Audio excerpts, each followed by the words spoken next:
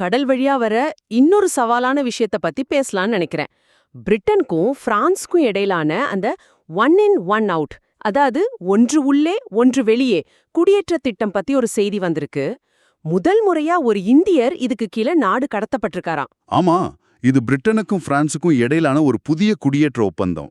இதோட முக்கிய நோக்கம் என்னன்னா, பிரான்ஸ்ல இருந்து சின்ன சின்ன படகுகள்ல ஆங்கில கால்வாயை கடந்து ரொம்ப ஆபத்தான முறையில பிரிட்டனுக்கு வரதை தடுக்கிறது தான். அந்த பயணம் ஏன் அவ்வளவு ஆபத்தானது? நிறைய பேர் முயற்சி பண்றதா கேள்விப்படுறோமே. அதுக்கு பல காரணங்கள் இருக்கு. முதல்ல, முறையான விசா இல்லாம வர்றவங்க பெரும்பாலும் சொல்லப்போனா பாதுகாப்பே இல்லாத சின்ன ரப்பர் படகுகள்ல பயணம் செய்றாங்க. இதுக்கு ஆட்கடத்தல் கும்பல்களுக்கு பெரிய தொகையும் கொடுக்கறாங்க.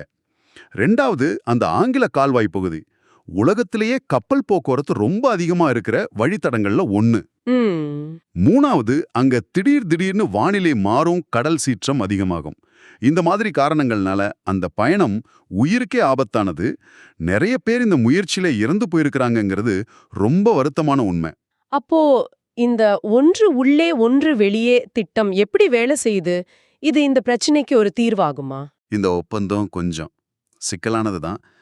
இதன்படி சட்டவிரோதமா ஆங்கில கால்வாயை கடந்து பிரிட்டனுக்குள்ள வந்த புகலிட கோரிக்கையாளர்கள், அவங்களுக்கு பிரிட்டன்ல ஏற்கனவே குடும்ப தொடர்பு இருக்குன்னு நிரூபிக்க முடியலன்னா அவங்கள பிரான்ஸ் திரும்ப ஏத்துக்கணும். ஓ, அப்படி பிரான்ஸ் ஏத்துக்கிற ஒவ்வொரு நபருக்கும் பதிலா பிரிட்டன் என்ன செய்யும்னா, பிரான்ஸ்ல தங்கி இருக்கிற ஆனா பிரிட்டன்ல குடும்ப தொடர்பு இருக்கிற, அதே சமயம் இதுக்கு முன்னாடி சட்டவிரோதமா நுழைய முயற்சிக்காத ஒருத்தருக்கு சட்டப்படியா பிரிட்டன்ல புகையிடம் கொடுக்கும். சரி. இது ஒரு பக்கம் சட்டவிரோத குடியேற்றத்தை கட்டுப்படுத்தவும், மறுபக்கம் மனிதாபிமான அடிப்படையில குடும்பங்களை இணைக்கவும் முயற்சி செய்யுது. ஆனா ஆனா இது எந்த அளவுக்கு நடைமுறை சாத்தியம், இதோட விளைவுகள் என்னங்கிறதெல்லாம் போக போக தான் தெரியும். இது நிறைய விமர்சனங்களையும் சந்திக்குது இப்போ.